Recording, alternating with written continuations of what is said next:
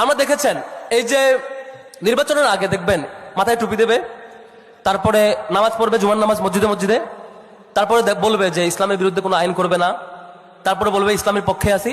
কিন্তু সেই সংসদে গিয়ে সবার আগে করবে শিক্ষা ব্যবস্থা থেকে কেমনি ইসলাম শিক্ষা বাদ দেওয়া যায় সেই আইন পাশ করবে।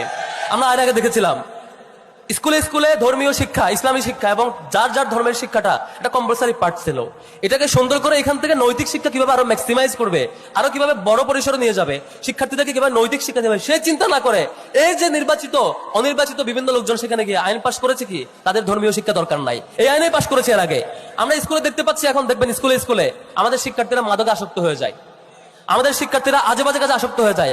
আপনি বাবা কিংবা ভাই হিসেবে তার বাড়িতে তাকে কোনোভাবেই রাইটস রেখে রাখতে পারেন না, দিন শেষে সে ভুল পথে চলে যায়। তার কারণ আমাদের স্কুলের শিক্ষা ব্যবস্থা, তার কারণ আমাদের সাংস্কৃতিক অবস্থা, তার কারণ আমাদের সামগ্রিক মিডিয়া এবং অন্যান্য কালচারাল সবকিছু অন্যের কাছে বিকিয়ে দেওয়া অবস্থায় আছে। আমরা এখান থেকে উত্তরণ চাই, যাকে দিয়ে সেই উত্তরণ হবে না, যে আবারও সে তার কাছে মাথা নত করবে, যে আমাদের সাংস্কৃতিক সকল ঐতিহ্যকে বিকিয়ে দেবে, তাকে আমরা এবার আবারও লাল কার্ড দেখাবো ইনশাআল্লাহ। পারবো না?